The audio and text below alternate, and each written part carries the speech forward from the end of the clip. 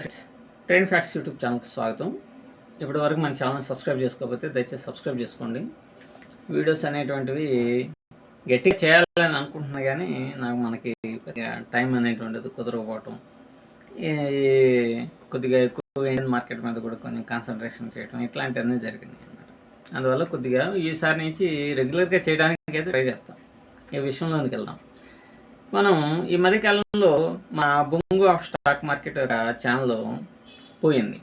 మీకు కొత్త ఛానల్ అనేటిది పెట్టాడు, అంతా బాగానే నడుస్తూ ఉంది. అయితే మనోడు చెప్తుంటే ఎప్పటికప్పుడు ప్లానింగ్ అనేటువంటి వేస్తూ ఉంటాడు, కొత్త కొత్త ఆలోచనలు, ఎట్లాగైనా సరే పబ్లిక్ని అట్రాక్ట్ చేయడానికి. ఇతనే కాదు, ఇతనికంటే ప్రమాదకరమైనటువంటి వ్యక్తులు మన బొంగు ఆఫ్ స్టాక్ మార్కెట్ కంటే ప్రమాదమైనటువంటి వ్యక్తులు ఉన్నారు. ఒకడు బాస్ అనేవాడు ఉంటాడు, ఆడు ఇస్తుంటాడు, ఇవి సజెషన్స్ ఇస్తుంటాడు, లేకపోతే ఇంకొకళ్ళు ఇట్లా చాలా బ్యాచ్ అనేటువంటిది చాలా ఎక్కువగా అయిపోయింది అనమాట. కాబట్టి ఇటువంటి వాళ్ళని ఒక అవగాహన అనేటువంటిది కనుక్కుంటే మనం వాళ్ళ యొక్క ఊబిలో పడకుండా ఉంటాం అనమాట. అయితే మిగతా వాళ్ళన్నా చార్ట్లో బోట్లో ఏ ఒకటి చూపించేసి ఇట్లా మోసం అనేటువంటిది చేస్తూ ఉన్నారు, ఇంత లాభం వచ్చిందనో లేకపోతే ఇంకోటి. కానీ ఇతను మాత్రం ఊరికనే ఇంతకుముందు ఆ ఎద్దుల బండిలో కూర్చునేవాడు, ఇప్పుడు బండ్ల మీద కూర్చొని మంచిగా చెప్తా ఉన్నాడు. ఇక్కడ ఫైనాన్షియల్గా చాలా రకాలైనటువంటి ప్లాన్స్ ఉన్నాయి, అది ఇది అని. ఇప్పుడు మీరు గమనించే ఉంటారు, గత 4 సంవత్సరాల నుంచి ఇదే పని చేస్తా ప్రజల్ని సంకనాకిచ్చాడు. అయితే ఇతను చేసినటువంటి తప్పుల్ని, అంటే ట్రేడింగ్లో ఎమోషన్కి గురవుతారు. మరి ఎమోషన్కి గురైతేనే కదా ఒక రోజున ఇతనికి ఒక నైటే 40 లక్షలు 50 లక్షలు పోయింది, ఒకే రోజు పోయింది. అలాగే అగ్రెసివ్ ట్రేడ్ చేస్తారు, కౌంటర్ ట్రేడ్ చేస్తారు, ఎక్కడెక్కడో డబ్బులు తీసుకొని వస్తారంటే వీడికంటే ఫ్రెండ్స్ దొరికారు, ఫ్రెండ్స్ని ముంచేశారు అన్నమాట. ఒక ఫ్రెండ్ అయితే నాతో మాట్లాడాడు కూడా, పాపం అతను కొంత డబ్బు ఇచ్చి నాశనం అయిపోయాడు. కాబట్టి ఇట్లాంటి వ్యక్తులు ఈ పబ్లిక్ ప్లాట్ఫామ్లో సహజంగా తగులుతూ ఉంటారు, ప్రతి చోట ఉంటానే ఉంటారు. మీరు ఈ మధ్య కాలంలో కనుక చూస్తే చాలా న్యూస్ పేపర్స్లో కూడా మనకి వరంగల్లో జరిగింది, ఇంకో చోట హైదరాబాద్లో జరిగింది, ఇంకా ఇటువైపు మదనపల్లి అటు సైడ్ కూడా జరిగింది. ఒక్కొక్కడు ఈ ఇన్వెస్ట్మెంట్ చేయండి, నెలకింత డబ్బులు పట్టుకోండి అనే స్లోగన్స్తో వచ్చేసి స్టాక్ మార్కెట్లో, అది హైలీ ఇంపాసిబుల్. స్టాక్ మార్కెట్ అనేటువంటిది అంత తేలికైనటువంటి విషయం కాదనమాట. సో మనవాడు కూడా ఇట్లాంటి ప్లాన్స్ ఏమన్నా వేసాడేమోనని అనిపిస్తూ ఉంటుంది. ఎందుకంటే గత 4 సంవత్సరాల నుంచి మీరు కనుక చూస్తే ఎన్ని రకాలైనటువంటి వీడియోస్ చేశాడు, ఎప్పుడు కూడా మాటలు చెప్పడం, ఇది ఒక్కటి కూడా చార్ట్ అనేటువంటిది అనాలిసిస్ చేయకుండా ఈ విధంగా చేసి పబ్లిక్ని సర్వనాశనం చేశాడు. ఇప్పుడు ఇండియన్ మార్కెట్ అయిపోయింది. ఇండియన్ మార్కెట్లో 3 లక్షలు ఫీజు తీసుకొని ₹1,00,00,000 చేస్తానని కొంతమందిని మోసం చేశాడు. అదే ప్లాను ఆకుపచ్చ గది అని చెప్పేసి ఇప్పుడు దీంట్లోకి వచ్చాడు. దీంట్లోకి యూట్యూబ్లో ఫారెక్స్ ట్రేడింగ్లోకి వచ్చాడు. ఫారెక్స్ ట్రేడింగ్లో సంపాదించడం అనేది హైలీ ఇంపాసిబుల్, చాలా అంటే అసాధ్యం అనమాట. కాపీ ట్రేడ్స్ రకరకాలు చేశాడు, కొన్ని వందల మందిని రోడ్డును పడ్డారు.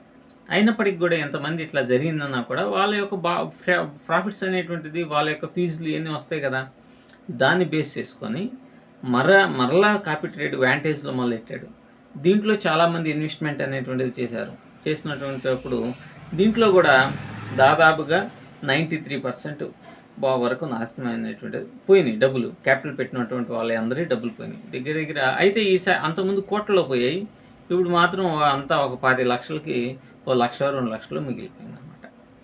సో ఇవన్నీ కూడా అయిపోయిన తర్వాత మరలా ఇప్పుడు కొత్తగా ఇండియన్ స్టాక్ మార్కెట్లో మీరు ఆప్షన్స్లో ట్రేడ్ చేస్తారు, ప్రీమియం డికే అయింది, మీరు ఇది ఉండదు అని చెప్పేసి మెల్లగా ఇండియన్ మార్కెట్ వైపు టర్న్ అవుతున్నాడు అనమాట. కాబట్టి మీరు ఆలోచించండి, ఏదైనా సరే స్టాక్ మార్కెట్లో గెయిన్ కావాలి అని అనుకున్నప్పుడు నిర్దిష్టమైనటువంటి ప్రణాళిక అనేటువంటిది ముఖ్యం ఉండాలి.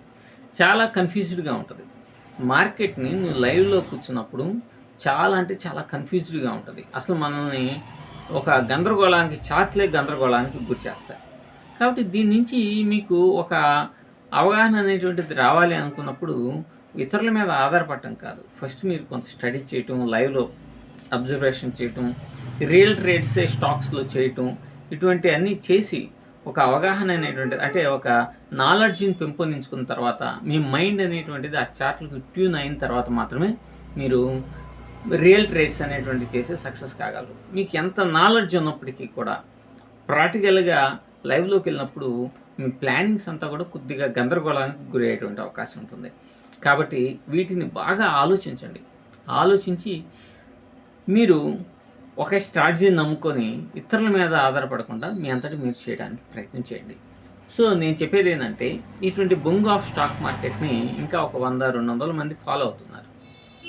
వీళ్ళు మీరు ఫాలో అవ్వండి. 100 కాదు, 200 కాదు, 22 లక్షల మంది ఫాలో అయినప్పటికీ కూడా ఇటువంటి వాళ్ళ నుంచి మీరేం గమనిస్తున్నారు అనేది గమనించండి. మీరు లాస్ట్ 10 వీడియోస్ చూడండి.